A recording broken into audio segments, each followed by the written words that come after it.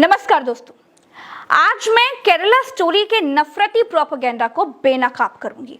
एक हिंदू लड़की शालिनी की कहानी पर फिल्म बनाने वाले चाटुकार लोगों की घिघी गुजरात से गायब हुई 40,000 लड़कियों पर फिल्म बनाने में आखिर क्यों बन जाती है। अफगानिस्तान में एक लड़की से वेश्यावृत्ति कराने की कहानी देखकर जिन लोगों का खून खौलता है, उनका खून पिछले 5 सालों में गुजरात से गायब हुई लड़कियों से अपने ही देश में वेश्यावृत्ति कराने पर आखिर क्यों नहीं खौलता। क्या देश की लड़कियां देश में ही वेश्यावृत्ति करें, इसे ठीक मान लिया गया है क्या? दोस्तों, इस वीडियो में एक एक करके आपको वो सारे सबूत दिखाऊंगी जिससे साबित हो जाएगा कि द केरला स्टोरी पूरी तरह से एक राजनीतिक दल के आकाओं को खुश करने के लिए बनाई गई फिल्म है। कर्नाटक में वोटों का ध्रुवीकरण करने के लिए बनाई गई प्रोपेगेंडा फिल्म है। तो दोस्तों, मैं वीडियो शुरू करूं उससे पहले आपसे एक सवाल पूछूंगी, उसका उत्तर आपको अपने पास ही रखना है। क्या आप यति नरसिंहानन जैसे बाबाओं की प्रोवोकिंग स्पीच को भारत के सभी संतों की भाषा मानते हैं? क्या साध्वी प्रज्ञा ठाकुर जैसे सांसदों की मारो काटो की भाषा को आप सभी नेताओं की भाषा मानते हैं क्या आप सुदर्शन न्यूज के संपादक सुरेश चौहान के जैसे सभी पत्रकारों को मानते हैं क्या? वीडियो देखने वाले आप हिंदू हो, मुसलमान हो या किसी भी धर्म से हो, जवाब सोचिएगा और जवाब अपने मन में रखिएगा। अब चलते हैं द केरला स्टोरी पर, जिसमें यह बताया गया है कि मुसलमान लोग हिंदू लड़कियों को फंसाकर उनसे अफगानिस्तान में धंधा करवाते हैं। फिल्म में शालिनी नाम की एक लड़की की कहानी दिखाई गई है और फिल्म का हर मुसलमान साजिश करता दिखाया गया है। केरल में कोई ऐसा मुसलमान दिखाया ही नहीं गया है जो साजिश का हिस्सा ना हो। इससे ही साबित हो जाता है कि ये एक प्योर प्रोपेगेंडा फिल्म है। चलिए मान लेते हैं कि केरल बहुत ज्यादा खराब राज्य है, लेकिन स्वर्ग से सुंदर गुजरात में पिछले 5 साल में 40,000 से ज्यादा लड़कियां गायब हो चुकी हैं। मुद्दा विधानसभा तक में उठ गया है, लेकिन किसी सरकारी तलवा चाटक डायरेक्टर की हिम्मत नहीं हुई कि इन 40,000 लड़कियों पर फिल्म बना दे। आपको एनसीआरबी की साल दर साल जारी की गई रिपोर्ट आपको जरूर देखनी चाहिए।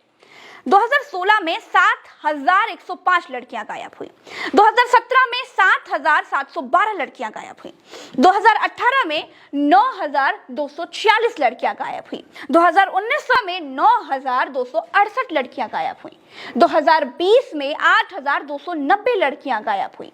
5 साल में कुल 41,621 लड़कियां गायब हुई। 2021 में विधानसभा में सरकार ने भी माना। 2019 और 20 में अहमदाबाद और वडोदरा में 4,722 महिलाएं लापता हो गई हैं। पूर्व आईपीएस सुधीर सिन्हा, जो अब गुजरात राज्य मानवाधिकार आयोग के सदस्य हैं, उनका कहना है कि इनसे दूसरे राज्यों में जबरन वेश्यावृत्ति करवाई जाती है। पुलिस गुमशुदगी की शिकायतों को गंभीरता से नहीं लेती है, जबकि ये मामले हत्या के मामलों से भी बहुत ज्यादा गंभीर मामले। दोस्तों, एजेंडाबाजी और हिंदू मुसलमान करने वालों की राजनीति को वो ही लड़कियां खाद पानी दे सकती हैं जिनकी शादी किसी मुसलमान से हो जाए या फिर किसी भी एंगल से किसी मुसलमान का या हिंदू लड़की का नाम आ जाए। गुजरात की इन 40,000 महिलाओं से धंधा करवाया जा रहा है, अपने ही देश के भीतर धंधा करवाया जा रहा है। सरकार के मुंह से थूक तक नहीं निकल रहा है। द केरला स्टोरी देख करके ज्ञान बांटने वाले इस पर मुंह में दही क्यों जमा ले रहे हैं भाई?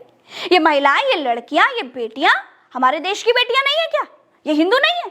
ये लड़कियां हिंदू नहीं दिखती हैं आपको? केरल की हिंदू लड़की लड़की है और गुजरात की 40,000 लड़कियां हिंदू लड़कियां नहीं है क्या? दोस्तों, देश में राजनीतिक सिलेक्टिव दोगलापन इंसानियत के लिए बहुत बड़ा खतरा है। आप सोचिए और समझिए, समाज के लिए खतरा है। जो लोग मुस्लिम एंगल होने की वजह से एक कहानी में दिखाई गई लड़कियों के लिए बोल सकते हैं, लेकिन असली 40,000 के लिए नहीं बोल सकते, उनसे आप होशियार रहिए, वो आपके कभी नहीं हो सकते। इनकी मार्केट वैल्यू तभी तक है जब तक ये आपको मुसलमानों के नाम से डरा रहे हैं। बेटी बचाओ इनका इरादा है ही नहीं। अगर होता ना तो जंतर मंतर पर चौराहे पर बैठी बेटियां भी हिंदू बेटियां हैं, वो भी अपने देश के चुने हुए सांसद पर यौन शोषण का आरोप लगा रही हैं। ये छोटा क्राइम है क्या? लेकिन यहाँ एंगल ठीक नहीं बैठ रहा है। धरने पर बैठी लड़कियां हिंदू हैं, ये बात तो ठीक है, लेकिन सामने वाला सांसद मुसलमान होता तब बनती एजेंडाबाजी की स्टोरी। लेकिन हिंदू लड़कियों पर भारतीय जनता पार्टी के हिंदू सांसद ने जुल्म किया है, इसीलिए हिंदू लड़कियां न्याय पाने के लायक नहीं है। अभी इतना ही नहीं है दोस्तों, कैसे आप लोगों को दिन रात हिंदू मुसलमान का नफरती इंजेक्शन लगाया जा रहा है, इसका एक और उदाहरण दे देती हूँ। द केरला स्टोरी को बीजेपी शासित उत्तर प्रदेश में टैक्स फ्री कर दिया गया है, बीजेपी शासित मध्य प्रदेश में टैक्स फ्री कर दिया गया है। और सुनिए, इस प्रोपेगेंडा फिल्म को ममता बनर्जी के बंगाल में बैन कर दिया गया है। भारत में अलग अलग राज्यों की सरकारों का स्टैंड केरला स्टोरी को लेकर के अलग अलग है ना कमाल की बात। अब इससे साबित होता है कि नफरत बांटने वाली फिल्म को कौन लोग बढ़ावा दे रहे हैं और किन लोगों की चुनावी राजनीति को फायदा दिलाने के लिए ये बनाई गई है। अब आइए उस सवाल पर जो मैंने आपसे वीडियो की शुरुआत में पूछा था, क्या आप यति नरसिंहानंद जैसे बाबाओं की प्रोवोकिंग स्पीच को भारत के सभी संतों की भाषा मानते हैं? क्या साध्वी प्रज्ञा ठाकुर जैसे सांसदों की मारो काटो वाली भाषा को सभी नेताओं की भाषा मानते हैं?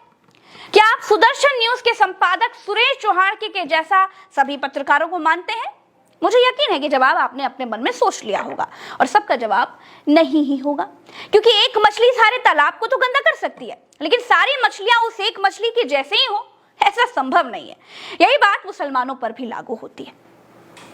जिन लोगों को propaganda film the Kerala story की कहानी नहीं मालूम है, उनको बताना बहुत जरूरी है कि फिल्म शालिनी नाम की एक लड़की की कहानी है। शालिनी केरल के एक कॉलेज में दाखिला लेती है। उसकी एक रूममेट होती है आसिफा, जो मुसलमान है। एक है निमा, जो कि ईसाई है, और एक है गीतांजलि, जो अपनी धार्मिक आइडेंटिटी के आधार पर हिंदू है, लेकिन उसके पिता वामपंथी हैं, तो वो धर्म कर्म में भरोसा नहीं रखते हैं। इनमें आसिफा इन तीनों को कन्वर्ट करने की साजिशन कोशिश करती है, लेकिन सफल सिर्फ शालिनी के साथ होती है। शालिनी को एक मुस्लिम से प्यार करवाया जाता है। वो लड़का उसे प्रेग्नेंट करता है और कहता है कि शादी करनी है तो मुसलमान बनना होगा। शालिनी कन्वर्ट हो जाती है, फिर प्रेमी भाग जाता है। शालिनी की शादी दूसरे मुसलमान लड़के के साथ कराई जाती है, जो उसे अफगानिस्तान ले जाता है।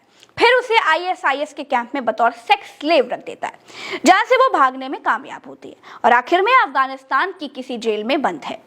ये फिल्म एक वक्त पर सच्चाई दिखाने का दावा करती है, कहती है कि हिंदू महिलाओं पर हो रहे अत्याचारों की कहानी कहती है, लेकिन आपको असल दिक्कत तब समझ में आती है जब ये फिल्म एक इस्लामोफोबिक कंटेंट में तब्दील होती हुई दिखती है।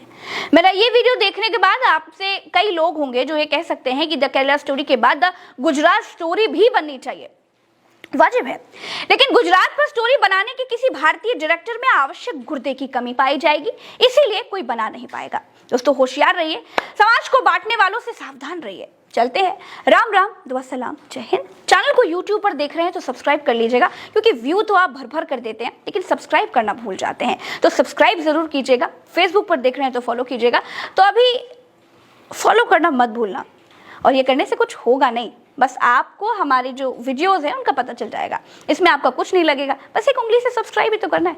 चलते हैं, नमस्कार, जय हिंद।